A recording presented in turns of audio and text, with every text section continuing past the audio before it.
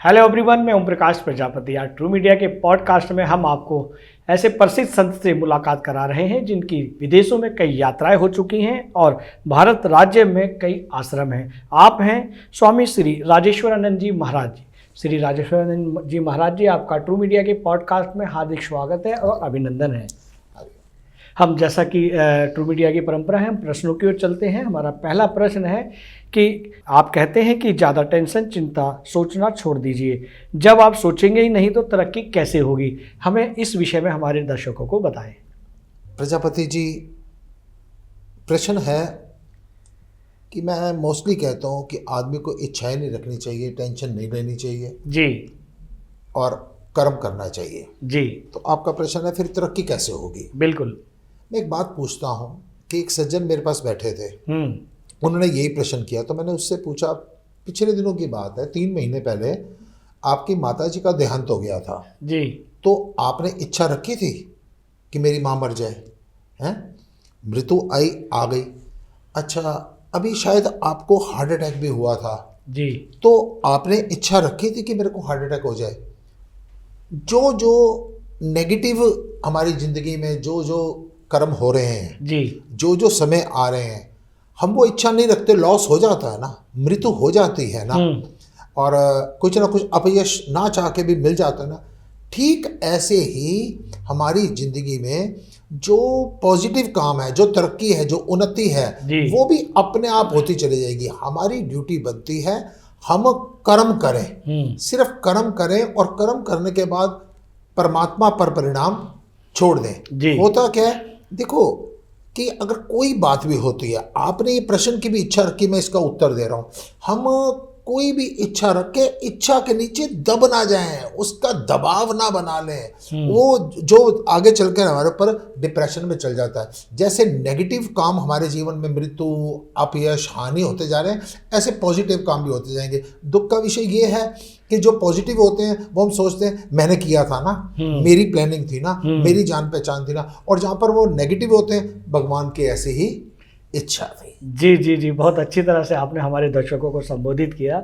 हम आगे बढ़ते हैं प्रश्नों की। जिस तरह से आपने इच्छा शक्ति के बारे में लोगों को बताया, इस तरह से ही हम जानना चाहेंगे कि कुछ लोग हमारे समाज में ऐसे होते हैं जो शनिवार को और मंगलवार को मांस मदिरा नहीं खाते, बाकी दिन खाते हैं और कहते हैं कि हमने तो बहुत अच्छा कार्य किया है, प्रभु को, ऊपर वाले को हमने प्रसन्न किया है। और एक प्रश्न इसमें ये भी आता है कि कुछ लोग ऐसे होते हैं जो सोमवार की रात के 12 बजे से पहले, सोमवार और शुक्रवार की रात के 12 बजे से पहले मांस मदिरा खाते हैं, फिर कहते हैं अब तो हमने पुण्य का कार्य किया, अच्छा कार्य किया, हमने कोई गलत नहीं किया। इस विषय में भी हमारे दर्शकों को विस्तार से बताएं। जो आदमी भी मांस मदिरा का सेवन मंगलवार, वीरवार, शनिवार, नवरात्रों में, सावन में वो जो छोड़ रहे हैं, इससे एक बात तो कंफर्म हो गई कि उनको ये पता हम कुछ गलत कर रहे हैं। वाह वाह, ये तो इट इज ए कंफर्म। बिल्कुल बिल्कुल। क्यों छोड़ना पड़ रहा है तुम्हारे को? खाना खाना क्यों नहीं छोड़ रहे? नहाना क्यों नहीं छोड़ रहे?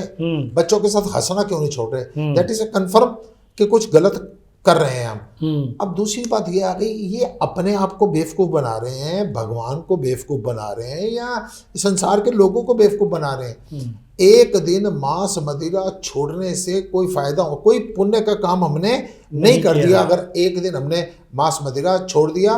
क्योंकि एक दिन अगर नहीं खाया और हमने पूरे हफ्ते में 5 दिन खाया तो जो खाया उसके दंड आपको भोगने पड़ेंगे ही पड़ेंगे। लेकिन अब ये जो लोग 1 दिन, 2 दिन, 5 दिन या नवरात्रों में या सावन के महीने में अगर छोड़ रहे हैं ना, तो मैं इसको पॉजिटिव थिंकिंग इनके लिए दूंगा। मैं इनको कहूंगा कि आप लोगों में इतनी विल पावर है कि जब आप मंगल, वीर, शनि एक एक दिन का ब्रेक लेके मांस का सेवन नहीं कर रहे, एक एक दिन का ब्रेक लेके विस्की का सेवन नहीं कर रहे, आप पूरे नवरात्रों में 8 दिन शराब नहीं पी रहे, आप सावन के महीने में नहीं पी रहे, इसका मतलब आप में इतना आत्मबल है कि आप छोड़ सकते हैं। लेकिन होता क्या है, आपके मन को जिस समय पहले ये पता होता है ना कि मैंने 8 दिन के लिए छोड़ा है, तो 8वें दिन आपने जितनी कमाई की है ना, 8वें दिन उसको कूड़ा कर देते हैं कि आपकी मेंटलिटी वहीं पर बनी रहती है। आपका अगर दृढ़ संकल्प हो, जो लोग मंगल, वीर, शनि या नवरात्रों में या सावन में या पर्टिकुलर डेज, एकादशी पर, पूर्णमासी पर जो लोग मांस का सेवन नहीं करते, उनको ये सोचना चाहिए कि उनके अंदर विल पावर है और ये गलत है। आप लोगों की ये भावना, ये बिल्कुल आपको पता है कि मांस खाना गलत है। अगर आप मांस खा रहे हैं, किसी को पीड़ा दे रहे हैं, कल आपको पीड़ा होगी। अगर किसी बच्चे को काट के खा रहे हैं, किसी पशु के बच्चे को काट के खा रहे हैं, तो याद रखना आपके बच्चों के साथ जब पीड़ा का दौर आएगा तो आपको इस दौर से गुजरना पड़ेगा, आपको पीड़ित होना पड़ेगा। वाह वाह वाह गुरुजी, बहुत अच्छी बात बताई है। हम यहाँ समाज के कुछ लोग ये भी प्रश्न करते हैं कि अगर मांस को उपयोग ना किया जाए तो जो पशु हैं उनकी संख्या बहुत बढ़ जाएगी, इस पृथ्वी पर ज़्यादा आ जाएंगे, मनुष्य के रहना, जीवन जीना बड़ा दुश्वार हो जाएगा। इस विषय पर भी हमारे दर्शकों को समझाएं। प्रजापति जी, आज 1947 में हमारा देश आज़ाद हुआ जी, तब हमारे देश की आबादी कितनी थी? लगभग रही होगी बहुत कम रही, 50 करोड़ रही होगी, 40 करोड़, 40-50 करोड़ जो भी रही होगी। आज 140 करोड़ है। 140 करोड़ है। जब हम एक मनुष्य जाति के लोग 40 करोड़ से 140 करोड़ हो चुके हैं और ये निरंतर हम धीरे धीरे बढ़ रहे हैं, उनके लिए अपने आप स्थान निकलते आ रहा है। ये केवल जो नेगेटिव लोग होते हैं ना, वो नेगेटिव काम करने के लिए ना, चोर को भी कभी पकड़ लिया जाए ना तो कभी ये स्वीकार नहीं करेगा मैंने कोई गलत किया है, वो कहेगा इसके पास हराम का पैसा था तब मैंने खाया है। ऐसे ही जो लोग मानसिकता के लोग हैं, जो अपने सिर्फ जीवा के स्वाद के लिए मांस खाते हैं, कोई सोचे ना शरीर की ताकत के लिए खाते हैं, तो ताकत तो सबसे ज्यादा हाथी में होती है, वो शाकाहारी होता है। वाह। ताकत तो सबसे ज्यादा बैल में होती है, वो शाकाहारी होता है। और हर चीज को हॉर्स पावर से, गाड़ियों को हॉर्स पावर से जोड़ा गया है। सबसे ज्यादा हॉर्स पावर में पावर होती है, घोड़े में ताकत होती है, वो शाकाहारी होता है। ये केवल अपनी जीवा के स्वाद के लिए जो खाते हैं, वो कहते हैं हम नहीं खाएंगे तो जनसंख्या इनकी पशुओं की बढ़ जाएगी। जब हमारी 40 से 140 करोड़ के पार हो रही है और कहीं ना कहीं एडजस्ट हो रही है ना, तो ये बेकार की बातें, ये अपनी झूठ को छुपाने के तथ्य हैं, अपने गलत कार्य को करने के ये बहाने हैं, लोग रास्ते निकाल लेते हैं। वाह वाह वाह वाह गुरुजी, हम आगे चलते हैं कि जैसा कि हमारे आगामी समय में होली का रंगों का उत्सव, होली आने वाली है। हम इससे प्रश्न करते हैं आपके कि रंगों का त्यौहार होली हमें क्या संदेश देती है, हमें होली कैसे मनानी चाहिए और क्यों मनानी चाहिए? होली का त्यौहार जी, स्टेप बाय स्टेप अगर चलें जी, होली का त्यौहार सबसे पहले कहता है होली। होली, वाह। जितनी भी लड़ाई थी, नाराजगी थी, दुश्मनी थी, वैर थी, ईर्ष्या थी, होली। वाह वाह वाह। जब तक तुम इसी ईर्ष्या में पड़े रहोगे, इसी वैर में पड़े रहोगे, इसी नाराजगी में पड़े रहोगे, तो कभी भी तुम शांत जीवन व्यतीत नहीं कर सकते। जब तक आपके मन में किसी के प्रति कोई भी वैर भाव रहेगा, आप शांत नहीं रह सकते। एक बात कहते हैं ना, रातों को उठ कर जिनके लिए रोते हैं वो अपने मकानों में आराम से सोते हैं। सबसे पहली बात है, होली का मतलब है होली। आओ अब प्यार से, त्याग से, समर्पण से, भाईचारे से मिलकर मनाएं होली। वाह वाह। होली का दूसरा मतलब जी, होली का दूसरा मतलब है होली। होली यानी धीरे धीरे रे मना, धीरे सब कुछ होए, माली सींचे सोगड़ा, ऋतु आए फल होए। हिरण्यकश्यप का जो आतंक है वो 1 मिनट के अंदर नहीं बढ़ गया था। होली होली, धीरे धीरे उसकी राक्षसी तत्व, उसका अहंकार बढ़ता चला गया। प्रहलाद की भक्ति 1 सेकंड के अंदर परिपक्व नहीं हो गई थी, धीरे धीरे धीरे, बल्कि जितनी विपत्ति बढ़ती चलेगी उतना अंदर से आनंद बढ़ता चला गया। होली होली होली। और होली का एक अर्थ होता है, इंग्लिश में कहते हैं होलीनेस, यानी पवित्रता। ये होली का जो त्योहार है बड़ा पावन और पवित्रता का ये त्योहार है। होली का मतलब 2 चीजें ध्यान रखिए। पहली बात, परमात्मा से जुड़े रहिए, जैसे परमात्मा से प्रहलाद जुड़ा रहा था।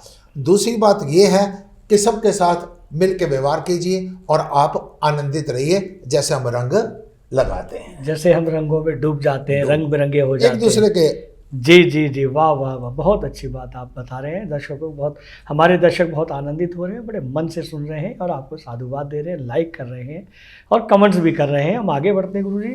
हमारा अगला प्रश्न है कि जब मनुष्य अपने जीवन जीता है और उसके बाद वो संन्यास लेना चाहता है, क्या संन्यास लेने के लिए मात्र भगवा वस्त्र बदलने से संन्यास लिया जा सकता है, या इसमें और भी कुछ तंत्र मंत्र या प्रयोग होते हैं? बहुत अच्छा प्रश्न है आपका जी, कि संन्यास जब भी है ये आचरण का विषय है, ये भीतरी परिवर्तन का विषय है जी। लेकिन जो वस्त्र परिवर्तन है ये बहुत बड़ा महत्व रखते हैं।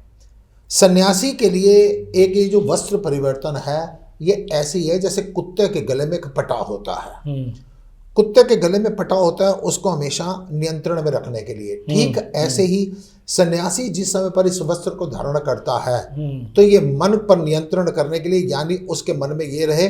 आप कभी भी देखिए ना, कभी भी आप किसी गेरुआ वस्त्र वाले को देखेंगे तो आप चाहे उससे परिचित है नहीं परिचित है उसको आप प्रणाम कर देंगे, तो वो शरीर को प्रणाम नहीं हो रहा, वो वस्त्र को, आपके आवरण को प्रणाम हो रहा है।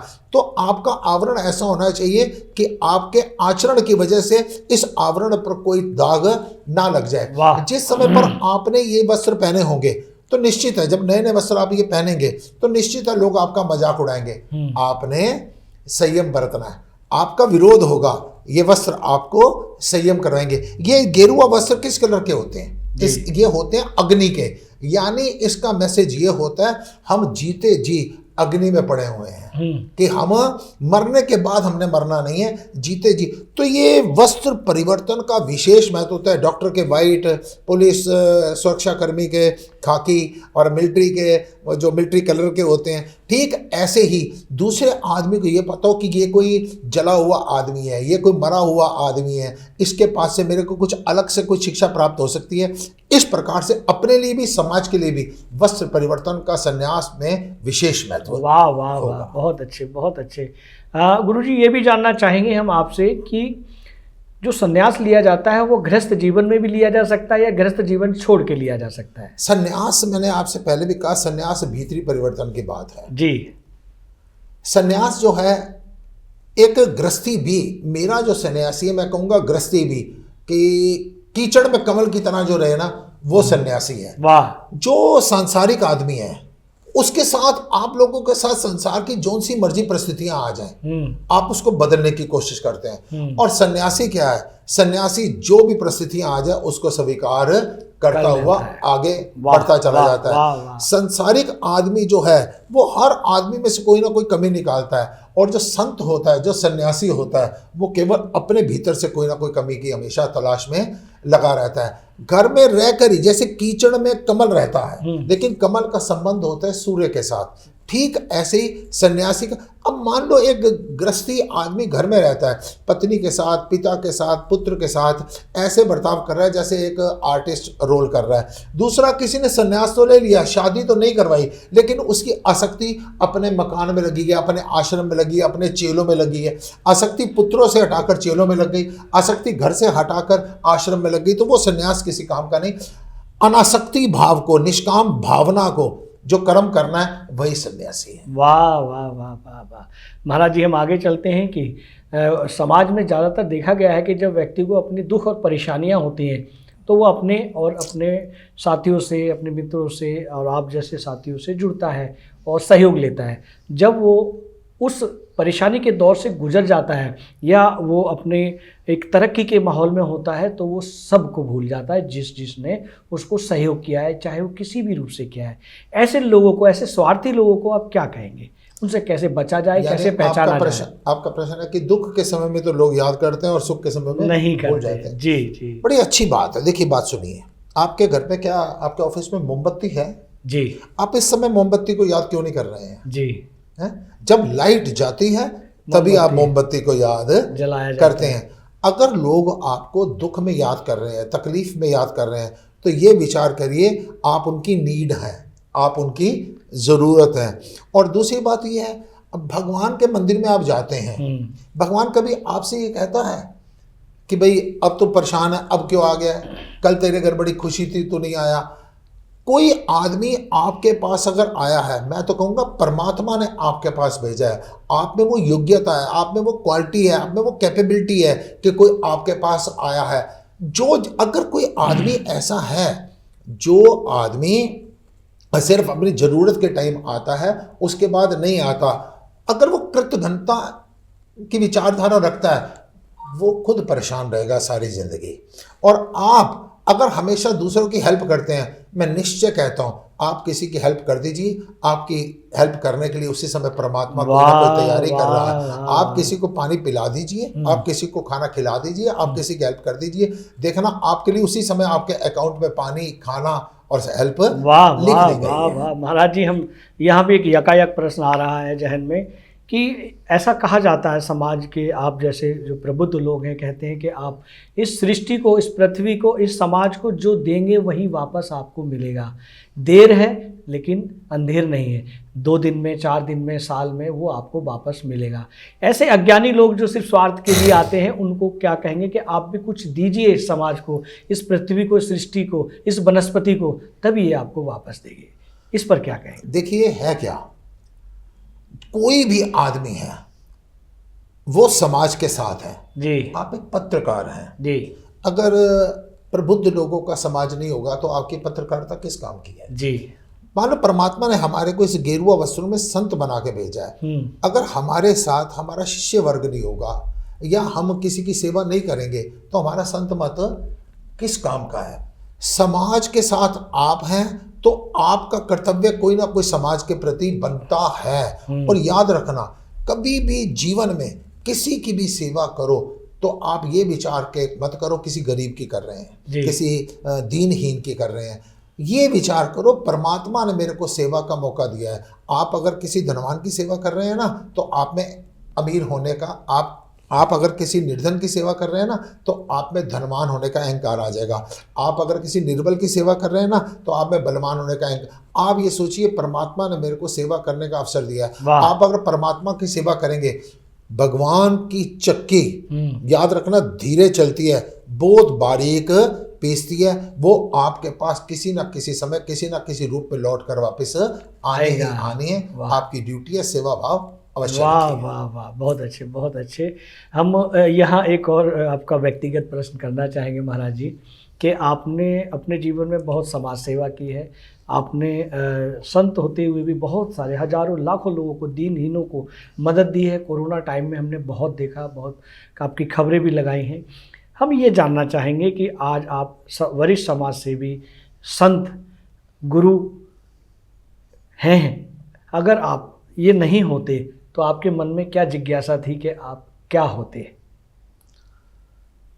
मैं क्या होता जी, मैं फिर आज के परिप्रेक्ष्य में मैं जो देख रहा हूँ ना जी, तब क्या पता क्या होता। मैं एक व्यक्ति के अंदर होता है। एक भजन है जी, नचदी टपदी ए जिंदगानी होनी सी, मेरे जीवन दी कुछ होर कहानी होनी सी, जे तू ना फड़दा साडी बां असां रुल जाना सी,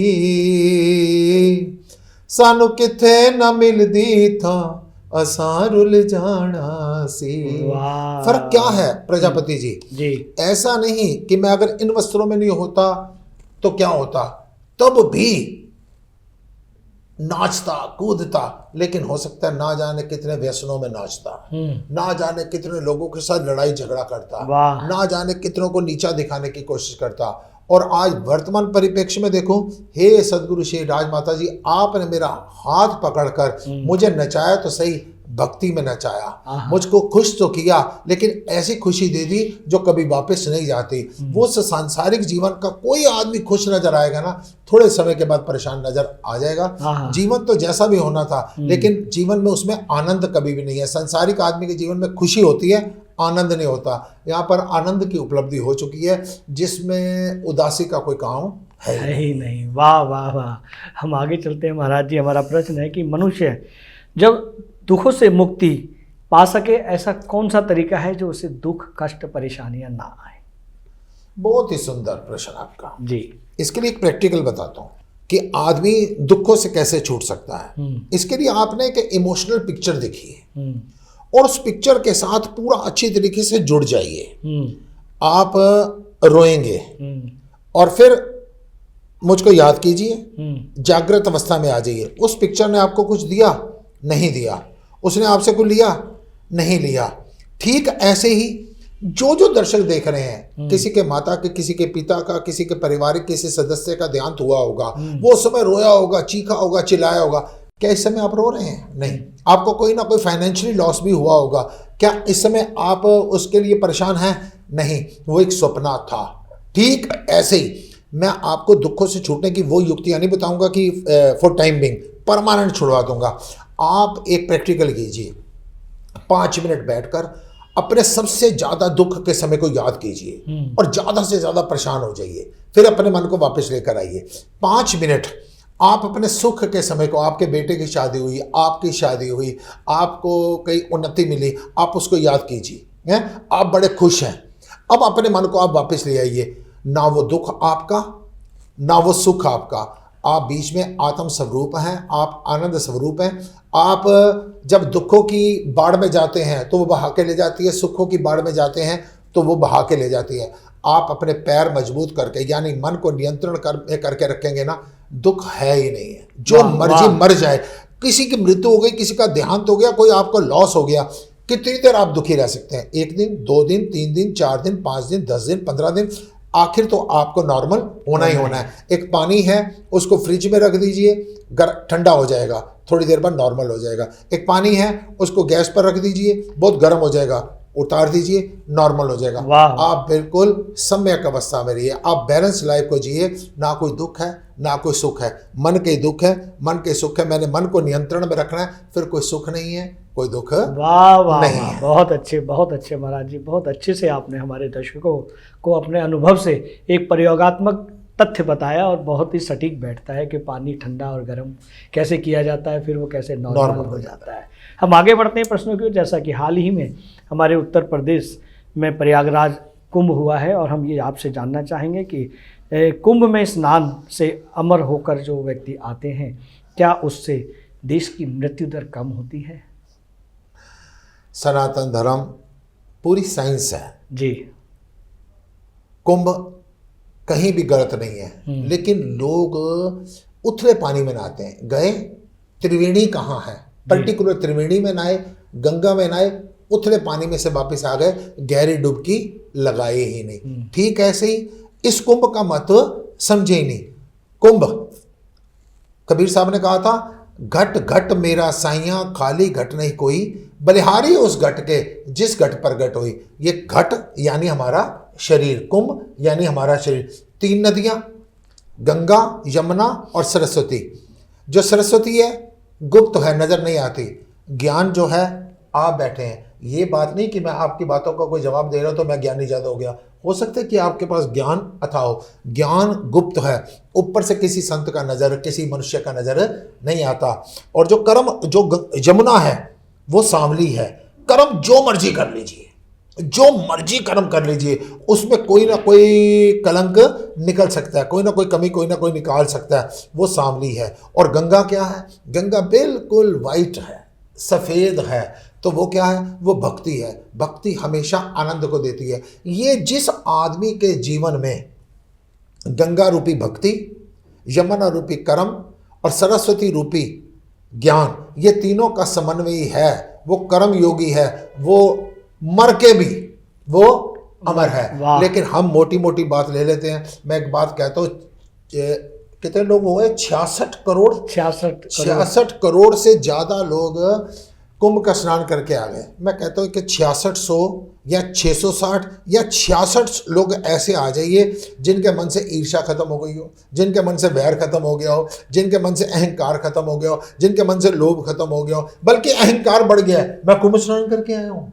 मैं 3 बार करके आया हूँ, मैंने बिल्कुल संगम पर डुबकी मारी है। कुंभ का अर्थ यह है, वहां पर संत महात्मा लोग आकर बैठे हैं, उनकी ज्ञान रूपी गंगा में आप डुबकी लगाएं, फिर आप जन्म मृत्यु के चक्कर से आप मुक्त हो जाएंगे। केवल शरीर को धोने से नहीं, मन की मैल को संतों के सानिध्य में धोने से आप उस अमर तत्व को प्राप्त कर लेते हैं। वाह वाह वाह। हम महाराज जी आगे चलते हैं कि एक दान शब्द होता है। दान के लिए जैसे कन्यादान होता है, अंगदान होता है, वस्त्र दान होता है, तमाम तरह के दान हैं। और जैसे सुप्रसिद्ध ज्ञानी संत लोग भी कहते हैं कि दान करना चाहिए। तो ये दान शब्द की जो परिभाषा है, दान किन किन रूपों से किया जा सकता है, दान के कैसे करना चाहिए, क्या छोटे रूप में भी दान किया जा सकता है, क्या बड़े रूप में भी किया जा सकता है, और जो व्यक्ति दान करने योग्य नहीं है उसे दान कैसे करना चाहिए? दान जी। सबसे पहले मोटी मोटी बात अगर ले लें तो अपनी कमाई को पवित्र करने के लिए, अपनी कमाई को पवित्र करने के लिए दूसरे की निष्काम भाव से कोई भी सहायता की जाए वो दान कहलाता है। पहली बात। अब दान, जहां पर मैंने ये कहा अपनी कमाई को पवित्र करने के लिए, तो कई लोग कहेंगे कि एक तरफ से स्वामी जी कह रहे हैं अभय दान, कन्यादान, तो इसमें तो कमाई का कहीं ना कहीं कोई महत्व आए नहीं। कन्या भी तो हमारी कमाई है जी। अभय दान, मैं कहता हूं सबसे बड़ा दान है अभय दान। किसी आदमी को आप रोजाना कुछ ना कुछ दान देना शुरू कर दो, वो कमजोर होता जाएगा। लेकिन आदमी जो हमारे पास आते हैं उनके पास पैसे की कमी नहीं होती प्रजापति जी, उनके पास साधनों की कमी नहीं होती, उनके पास आत्मबल की कमी होती है। जिसको हम सिर्फ इतना कहते हैं, स्विमिंग करने वाले जो टीचर होता है ना, वो स्विमिंग पूल के बाहर घूमता रहता है, और जो बच्चे स्विमिंग कर रहे होते हैं उनको कहते हैं चिंता नहीं करो मैं तुम्हारे साथ खड़ा हूं। वो कभी भी उसको छलांग लगाने की जरूरत नहीं पड़ती, बच्चे स्विमिंग करना सीख जाते हैं। ऐसे ही दान के कई रूप हैं, कन्यादान, जल दान, वस्त्र दान, रक्तदान, अंग दान, इतने रूप है। आप किसी तरीके से भी आप कोई ना कोई दान करके अपने जीवन को सफल बना सकते हैं। कुछ लोग कहते हैं स्वामी जी हमारे पास पैसे होंगे ना हम भी दान करेंगे। मैं कहता हूं ये लोग कभी भी नहीं कर पाएंगे। क्यों? दान कभी भी आर्थिक स्थिति से नहीं होता, दान मानसिक स्थिति से होता है। जिस आदमी ने दान करना हो, मेरा एक पेट शब्द है मैं आपको बताता हूं, वो आप एक मुट्ठी आटा लेके किसी पीपल के नीचे डाल देंगे ना तो चींटियों के लिए आपका अन्नदान हो जाएगा। एक मुट्ठी बाजरा लेकर आप किसी पक्षियों को डाल देंगे ना, पक्षियों के लिए आपका अन्नदान हो जाएगा। तो इस प्रकार से हर आदमी का कर्तव्य बनता है। परमात्मा ने उसको जो भी योग्यता दी हुई है उस योग्यता को पॉजिटिव खर्च करता हुआ किसी ना किसी को दान अवश्य करें। वाह वाह, बहुत अच्छे बहुत अच्छे। आपने अपने दान को इंग्लिश में क्या कहते हैं? दान की इंग्लिश है ड्यूनेशन। ड्यूनेशन को जरा संधि विच्छेद कर दो, ड्यू जमा नेशन, यानी राष्ट्र के लिए कुछ ना कुछ करो, वही दान है, वही दान और महादान है। वाह वाह, बहुत अच्छे महाराज जी, बहुत अच्छे से आप हमारे दर्शकों को आप अपने ज्ञान रूपी शब्दों से उनको आप ज्ञान रूपी शब्दों का भंडार दे रहे हैं। आगे बढ़ते हैं कि होली के दौरान रंगों से खेलना मानसिक स्वास्थ्य के लिए कैसे कैसे लाभकारी होगा? होली का त्यौहार हर तरीके से, देखो ये त्यौहार आता कब है? यह है अब सर्दी जा रही है और गर्मी आ रही है। सर्दी गई, गर्मी आ रही है, तो लोग क्या करते थे पुराने, जब आपको अपने बचपन की बात याद होगी, हम कई प्राकृतिक फूलों को पानी में डिप करके भिगो के रख देते थे। वो जो पानी में टेसू के फूल होते थे, अलग अलग प्रकार के प्राकृतिक फूल होते थे, उनको डुबो के रख दिया जाता था और अगले दिन उस पानी को एक दूसरे के शरीर पर डाला जाता था। अब याद कीजिए, चंदन का लेप लगाया जाता था, आप याद कीजिए हल्दी लगाई जाती थी, उपटन लगाया जाता था, अच्छे अच्छे ये जो हमारे सुंदर सुंदर पदार्थ होते हैं इनसे एक दूसरे को रंगा जाता था। उसमें क्या मतलब है? उसका मतलब है कि अब आगे गर्मी आ रही है, सूर्य की प्रचंड किरणें आपके शरीर पर पड़ेंगी, उस किरणों, सूर्य की प्रचंड किरणों से आपके शरीर को, आपकी त्वचा को बचाने के लिए पहले से व्यवस्था की गई थी, तैयार करते थे, पहले से वो तैयार की गई थी। लेकिन दुख का विषय है, पहले आज क्या दुख का विषय है कि लोग करते क्या हैं, पहले लोग कहते थे तेरे को ऐसा रंग लगाऊंगा ना कि तू याद रखेगा, यानी एक दूसरे के ऊपर इत्र डालते थे, गुलाल डालते थे, फुलेल डालते थे, सुगंध डालते थे, उसकी बड़ी ऐसी स्मृतियां बनी रहती थी। आज इतने गंदे रंग डालते हैं, रासायनिक रंग डालते हैं, कहते हैं तेरे को याद रहेगा। पहले उसकी सुखद यादें बनी रहती थी कि उसने खुशबू डाली है, खुशबू वाली, उसने कितने अच्छे कलर लगाए हैं, मेरे को मेहंदी हल्दी लगा दी है, उपटन लगा दी है, और आज हम इतने गंदे। मैं आप दर्शकों से हाथ जोड़ के विनती कहूँगा कि कभी भी अपने त्योहारों को कलंकित मत कीजिए, अपने संस्कारों को खराब मत कीजिए, गलत गंदे रंग कभी भी किसी के ऊपर मत लगाइए। इससे त्वचा का नाश होता है, इससे हमारी शारीरिक स्वास्थ्य खराब होता है, मानसिक स्वास्थ्य खराब होता है, हमारी संस्कृति खराब होती है। बिल्कुल बिल्कुल, बहुत अच्छे आपने बताया। महाराज जी, हम आगे बढ़ते हैं प्रश्नों की ओर। जैसा कि होली के त्यौहार पर हम चर्चा कर रहे हैं और अन्य विषयों पर चर्चा कर रहे हैं।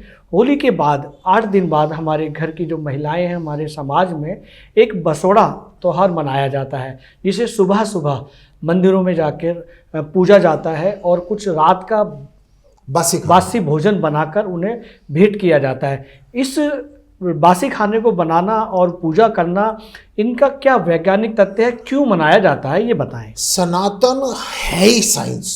वाह। सर्दी जा रही है, हाँ गर्मी आ रही है जी। आज तक का जो हम अपना वातावरण देखें, जलवायु देखें, मौसम देखें, उसमें एक रात का कुछ बचा हुआ खाना भी अगले दिन खाएं तो शायद हमारे शरीर को नुकसान नहीं देगा, उसमें बासीपन नहीं आएगी, दुर्गंध नहीं आएगी।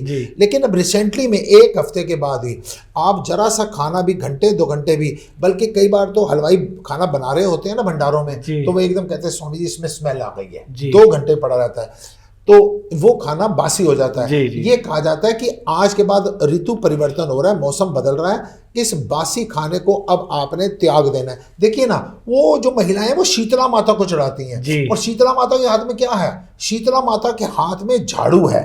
अलग अलग देवी देवताओं के हाथ में अलग अलग चीजें दी हुई है ना, शीतला माता के हाथ में झाड़ू है। झाड़ू संदेशा देता है कि ज्यादा से ज्यादा सफाई पर ध्यान देना। गर्मियों में अगर सफाई से जरा सा चूके और सावधानी हटी, दुर्घटना घटी, बीमारियां फैल जाएंगी। मैं बहनों से, बेटियों से कहूंगा, बसोड़े के अवसर पर आप शीतला माता को या भगवान शंकर को आप अगर कोई भी अन्न चढ़ाएं तो कृपा हाथ जोड़ के प्रार्थना है, इस प्रकार से मत चढ़ाएं कि आप शीतला माता पर चढ़ाते हैं उसके ऊपर पानी डाल देते हैं, वो बिल्कुल बुरी गत में हो जाता है। आप इस प्रकार से चढ़ाएं कि आपने जो चढ़ाया उसके बाद वो किसी दीनहीन के, किसी जरूरतमंद के, किसी गरीब के, किसी भिखारी के काम वो आ जाए। आपकी पूजा ऐसी होनी चाहिए कि उससे आप कुछ ना कुछ ज्ञान प्राप्त करें और किसी दूसरे के वो काम आ सके। वाह वाह वाह वाह, बहुत अच्छे आपने महाराज जी जानकारी दी है, और ये जानकारी बहुत कम लोगों को, खासकर भावी पीढ़ी को नहीं पता कि बसोड़ा क्यों मनाया जाता है या बसोड़े का महत्व क्या होता है। सनातन धर्म का सबसे बड़ा दुख यही है कि सनातन धर्म को ना कोई समझना चाहता है, लोग ऊपर ऊपर से बस जो कर्म है ना वो करते रहते हैं, ना कोई समझाने के लिए अपना टाइम लगाता है। अगर सनातन को समझने वाले हो, समझाने वाले हो, तो सनातन तो बिल्कुल आपको जीते जी ही भक्ति, जीवन जीने की युक्ति और मुक्ति को उपलब्ध करवा देता है। वाह वाह वाह। महाराज जी, हम आगे चलते हैं। हमारा प्रश्न है कि ज़्यादातर लोग आध्यात्मिक स्थलों पर भ्रमण करने जाते हैं और वहाँ से आशीर्वाद लेने जाते हैं, सुख समृद्धि लेने जाते हैं। क्या आध्यात्मिक भ्रमण के साथ साथ या वहाँ कम और घर में माता पिता की सेवा कर उनके आशीर्वाद लिया जाए तो उनकी तृप्ति हो सकती है, उन्हें सौहार्द मिल सकता है? अगर घर पर आपके माँ बाप को आप पूरी सुविधा नहीं दे रहे हैं जी, और आप कोई भी तीर्थ कर रहे हैं, आपके तीर्थ करने का फायदा है ही नहीं। सबसे पहला जो जीवन का तीर्थ है ना, अपने माँ बाप की सेवा की जाए। वाह। अब आजकल की जो जनरेशन है ना, वो कह देती है माँ बाप जो मर्जी करें, याद रखना मात पिता गुरु प्रभु की वाणी, बिन ही विचार करे शुभ जानी। वाह। माँ बाप अगर आपको डांटते भी हैं, उस डांट के पीछे भी आपकी भलाई होती है। अगर माँ बाप आपको डांट रहे हैं और आप फिर भी अपने कर्तव्य कर्म का पालन कर रहे हैं, समझना वही भक्ति है। ये क्या भक्ति है कि मम्मी की पेंशन आती है, पापा की पेंशन आती है और आपको हर महीने के बाद 10, 20, 50 हज़ार रुपये मिल रहे हैं और आप माँ बाप की सेवा कर रहे हैं, उनकी आज्ञा का पालन कर रहे हैं। वो एक लिमिट में सेवा हो गई। आपकी सेवा तो सच्ची यही है कि माँ बाप के पास अब इनकम के साधन नहीं है, माँ बाप बल्कि आपको समय समय पर डांटते रहते हैं, माँ बाप वृद्धावस्था में, और माँ बाप की सबसे बड़ी सेवा क्या है? माँ बाप को आप प्रोवाइड करवा दीजिए 50,000 का बेड, 10,000 का गद्दा, 2,000 रुपये की चद्दर, 50,000 रुपये का AC। That is a not सेवा। माँ बाप की असली सेवा होती है उनकी आज्ञा का पालन किया जाए। तीर्थ 50 कर लो और घर पे माँ बाप अगर आपके भूखे किसी अभाव में रह रहे हैं तो आपका तीर्थ किसी काम का नहीं। माता रानी की मूर्तियों पर बड़े बड़े लहंगे चढ़ाए जा रहे हैं, भगवान को 56 भोग लगाए जा रहे हैं और अपने माँ बाप को कहा जा रहा है आप रुक जाओ ना अभी थोड़ी देर, हम जरा पूजा में। ऐसी पूजा आपकी किसी काम की नहीं है। वाह वाह वाह वाह। महाराज जी, आपने बहुत अच्छी जानकारी दी है, लेकिन आजकल ज़्यादातर सोशल मीडिया पर यह भी देखा जा रहा है कि कुछ लोग अपने माता पिता को, जैसा आपने भी बताया कि भोजन समय पे नहीं देना, रुक जाओ, ठहर जाओ, तो सोशल मीडिया पर ज़्यादातर देखा जा रहा है, चाहे वो बेटा है या बहू है या और अन्य रिश्तेदार होते हैं, वो अपने बुजुर्गों को उनके साथ हाथापाई करते हैं, समय पे भोजन नहीं देते, मारपीट तक करते हैं। ऐसे वीडियो भी सामने आ रहे हैं। ऐसे लोगों को, ऐसे असामाजिक लोगों को जो माता पिता के महत्व को नहीं समझते, उन्हें क्या संदेश देंगे आप? जब शास्त्रों, वेदों, पुराणों की बात की जाती है तो उसमें एक चर्चा आती है राक्षस होते थे जी। तो राक्षस कोई ये नहीं है जिनके 2 दांत हो, सींग हो, काला रंग हो, भारी शरीर हो, कोई ऐसा नहीं। रामचरितमानस में क्या लिखा हुआ है, जो माता पिता की आज्ञा का पालन ना करे वो राक्षस, जो माता पिता की सेवा ना करे वो राक्षस, जो गाय पर और संतों पर अत्याचार करे वो राक्षस। ये राक्षसी प्रवृत्ति के लोग हैं। प्रतिदिन की अखबार पढ़िए ना, जो शास्त्रों में कहा गया है ना कि भाई जो राक्षस होते हैं उनके कोई लंबे लंबे दांत नहीं होते, बड़े बड़े सींग नहीं होते, कोई काला रंग नहीं होता, मोटी आंखें नहीं होते। जो लोग माता पिता की आज्ञा का पालन ना करें, जो लोग माता पिता की सेवा ना करें, जो लोग संतों के ऊपर, गाय के ऊपर अत्याचार करें, ये लोग जिनको आप सोशल मीडिया पर देख रहे हो, ये राक्षस का रूप है, जो थोड़ी सी धन संपत्ति के लिए, थोड़ी सी अपनी इच्छाओं की पूर्ति के लिए माँ बाप को मार रहे हैं, बल्कि उनका कत्ल भी कर रहे हैं। रोज पढ़ने में जी जी जी जी आता है। महाराज जी, यहाँ एक यकायक प्रश्न और बनता है कि कुछ जो माता पिता होते हैं वो अपने वंश को चलाने के लिए पुत्र प्राप्ति की सेवा करते हैं, पुत्र प्राप्ति के लिए ईश्वर से आराधना करते हैं, और जब पुत्र प्राप्ति हो जाती है तो वो ये मानते हैं कि अगर पुत्र हमें अग्नि नहीं देगा तो हमें मुक्ति नहीं मिलेगी। ये क्या है, इस विषय में भी कुछ विस्तार से बताएं। ये हमारी बहुत बड़ी भ्रांतियां हैं कि पुत्र मुक्ति देता है जी। इसमें जरा बड़ी सोचने वाली बात है। अगर पुत्र मुक्ति देता है तो जिन लोगों की संतान नहीं है, जिन लोगों का पुत्र है, उनको शुभ कर्म नहीं करने चाहिए। आप पूजा मत कीजिए, आप पाठ मत कीजिए, तीर्थ मत कीजिए, व्रत मत कीजिए, सेवा ना करो, सत्संग ना करो, सिमरन ना करो, कुछ अच्छे कर्म मत करो, जाओ ऐसी तैसी करो। क्यों? क्योंकि पुत्र आपका है नहीं, मुक्ति आपको मिलनी नहीं। और जिनके पुत्र हैं उनको भी पूजा पाठ, हवन, होम, यज्ञ, तप, सेवा, सिमरण, सत्संग, शुभ कर्म करने की कोई जरूरत नहीं, क्योंकि पुत्र है ही है। बाद में उसने अग्नि दे देनी है और हमारे को मुक्ति मिल जानी है। ये दोनों बातें गलत है। पुत्र मुक्ति नहीं देता। मुक्ति के लिए हमारे को खुद ही उपाय करना है। मूर्ख अपनी मुक्ति का तो जल्दी कर उपाय, किसी दिन किसी घड़ी ये तेरी बाह पकड़ ले जाए। तेरे हाथ में घूम रहा है बनकर काल लुटेरा, मूर्ख बंदे क्या है रे जग में तेरा। वाह। प्रजापति जी एक बात कहूंगा, जैसे कहा जाता है पुत्र मुक्ति देता है, पुत्र मुक्ति देता नहीं है, पुत्र से मुक्ति लेनी है। कैसे? जैसे मान लो अगर किसी का बड़ा आज्ञाकारी पुत्र है, भगवान श्री रामचंद्र से आज्ञाकारी किसका पुत्र होगा? और राजा दशरथ की क्या गति हुई? और वेद व्यास जी अपने पुत्र के पीछे, शुकदेव जी के पीछे कैसे भाग रहे हैं? गुरु द्रोणाचार्य को पता चला अश्वत्थामा मारा गया। ये सारे के सारे पुत्र मोह के कारण इनकी दुर्गति हुई। हमने जीते जी पुत्र मोह से मुक्त होना है तो समझना आप मरने के बाद भी मुक्त हैं। और जीते जी आपका आसक्ति अगर पुत्र के बीच में फंसी हुई है ना, तो आपको मुक्ति एक आग लगाने से, आपकी कपाल क्रिया करने से कोई मुक्ति नहीं मिल जाए। वाह वाह वाह महाराज जी, हम आगे चलते हैं प्रश्नों की ओर। जैसा कि वर्तमान में हमने सोशल मीडिया की बात की, इस तरह से मोबाइल यंत्रों से आजकल के युवा बहुत व्यस्त रहते हैं, और उन मोबाइल के व्यस्त रहने से उनके आपसी रिश्ते, चाहे वो माँ बाप का हो या पिता पुत्र का हो या बहन भाई का हो या अन्य सामाजिक रिश्ते होते हैं, उन रिश्तों से उनकी चाह इच्छा खत्म होती जा रही है। इस पर क्या कहेंगे आप? ये बड़ा दुख का विषय है। इसको मैं एक दो तीन बातें कहूँगा। एक बात कहूँगा, दूर के ढोल सुहावने, कि जो आपके फैमिली मेंबर हैं उनमें देखिए आप ना भावनाओं से, मानसिक रूप से, आत्मिक रूप से हम दूर होते जा रहे हैं। और जो लोग हमारे को जानते ही नहीं, सिर्फ रोजाना हमारे को लाइक कर देते हैं ना, एक कमेंट्स दे देते हैं ना, उनके हम नज़दीक होते जा रहे हैं। और जबकि समाज के अंदर जिस आदमी के 5000 फॉलोवर्स हैं, 100 रोज उसको लाइक कर रहे हैं, 50 उसको कमेंट्स आ रहे हैं, जब उसको दुख का समय आता है ना, केवल परिवार के 2 लोग ही आपके पास खड़े हुए नजर आते हैं। इसमें एक आदमी दोषी नहीं है, परिवार का हर सदस्य दोषी है। अब परिवार में एक नियम होना चाहिए कि शाम को जिस समय में हम बैठेंगे, परिवार का कोई सदस्य भी कम से कम 1 घंटा मोबाइल को टच भी नहीं करेगा। व्रत करना है ना, अन्न छोड़ने का व्रत करना है ना, प्रतिदिन जिस समय पर कम से कम व्रत करो जब सारी फैमिली बैठेगी, कोई भी मोबाइल को टच नहीं करेगा। ये व्रत किया जाए। क्योंकि होता क्या है, पत्नी बैठी है, पति बैठा है, बच्चे बैठे हैं, सब अपने अपने मोबाइल पर लगे हुए हैं, और बाद में कहते हैं हम अब वो प्यार नहीं रह गया। सिर्फ अपने आप को बदलो, सबको नहीं। ये मोबाइल हर चीज इस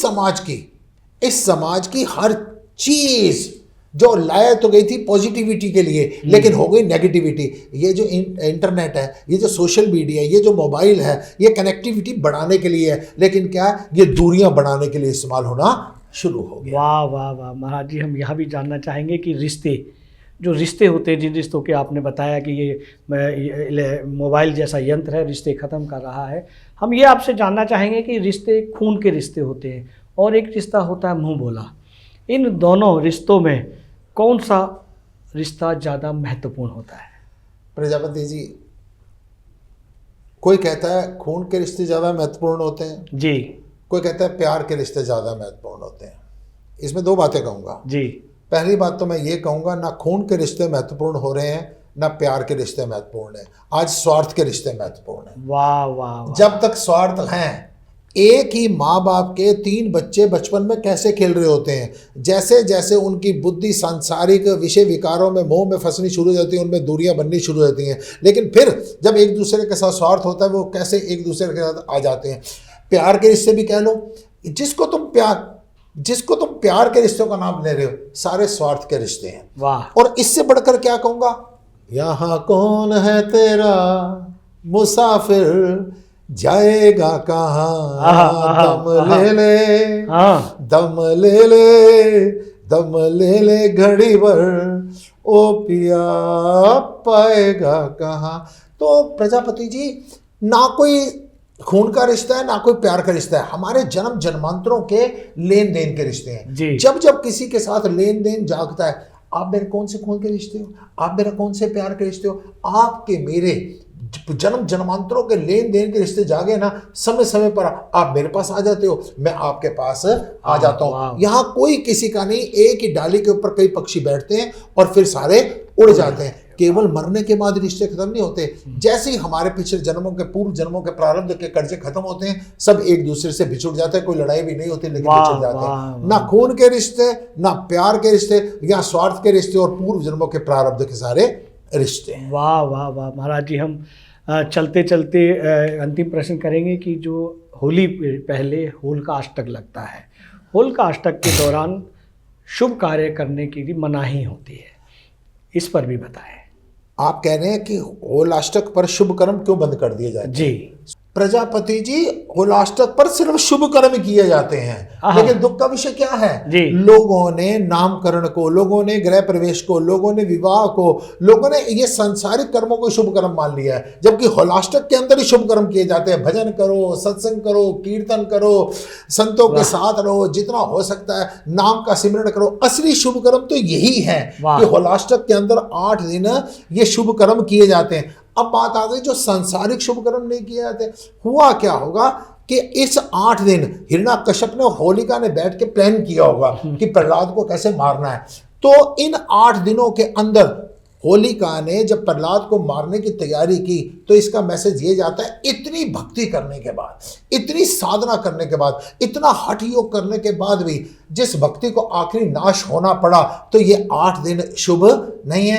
अतः इन दिनों में घर का कोई भी सांसारिक का जो नामकरण है, गृह प्रवेश है, शादी है, जो इस प्रकार के कर्म है, उनको मत करो। जब होलिका का भला नहीं हुआ इन 8 दिन में, तो हमारे ये सांसारिक जो हमारे कर्म बंधन है, जो कर्म है, इनका भला क्या होगा। इनमें सत्य के शुभ कर्म करने चाहिए। भजन करो, सिमरण करो, कीर्तन करो, सेवा करो, इस प्रकार के शुभ कर्म करके होली का त्योहार अपना आनंद से व्यतीत करें। वाह वाह वाह, बहुत अच्छी जानकारी आपने हमारे दर्शकों को दी, और दर्शक बड़े ही तन मन से सुन रहे हैं आपको, बहुत ही साधुवाद दे रहे हैं। महाराज जी, हम एक प्रश्न और जानना चाहेंगे कि होली के लिए आपने बहुत विस्तृत जानकारी दी, लेकिन आज का युवा, आज का मनुष्य जब होली का त्यौहार मनाता है तो वो मांस मदिरा का सेवन करता है, और जब सेवन करता है तो वो अपने मित्रों से, अपने लोगों से मिलने जाता है, वाहन का प्रयोग करता है तो शराब पीकर करता है। उससे कई दुर्घटनाएं, उनकी भी दुर्घटनाएं हो जाती है, उनसे भी कई दुर्घटनाएं हो जाती हैं।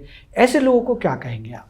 देखिए, होली का त्यौहार है हंसी का, खुशी का, लेकिन दुख का विषय ये हो गया कि आज की जो वर्तमान पीढ़ी है, जो युवा वर्ग है, ये खुशी अपनी सिर्फ शराब में ही ढूंढ रहे हैं। ये नकली खुशी ढूंढ रहे हैं जी। नशा प्रेम का जिसको है चढ़ता, वो तो चढ़ता उतरता नहीं है। लोग पीते हैं, पी पी के गिरते, क्या बात हम भी पीते पर गिरते नहीं है। वाह वाह वाह। तो होता क्या है, लोग शराब के नशे में होली का त्योहार बेकार कर रहे हैं, अपने सनातन संस्कृति को कलंक लगा रहे हैं, और फिर अपने परिवार की शांति को, देखो, फिजिकली नुकसान हो रहा है, इकोनॉमिकली नुकसान हो रहा है, और हमारी संस्कृति को नुकसान हो रहा है। फिर सबसे बड़ी बात, शराब पीकर सड़क पर फूहड़ता से, बेहुदगी से गाड़ियां चलाते हैं, दुर्घटनाएं हो रही हैं, कुछ 2-4 लड़के मर जाते हैं। ऐसा आपसे हाथ जोड़ के प्रार्थना करूंगा, अगर नशा करना है परमात्मा के नाम का नशा करो, भक्ति का नशा करो। होली का मतलब है परमात्मा से जुड़े रहो, उसको याद करो और मिल बांट कर बैठो, खुद खुशियां मनाओ। जो शराब पीकर, नशे में विभिन्न प्रकार के भांग पीकर जो होली का त्यौहार मनाते हैं, वो कभी भी शांति को उपलब्ध नहीं होते और अपनी संस्कृति का नाश करते हैं। वाह वाह वाह, बहुत अच्छे।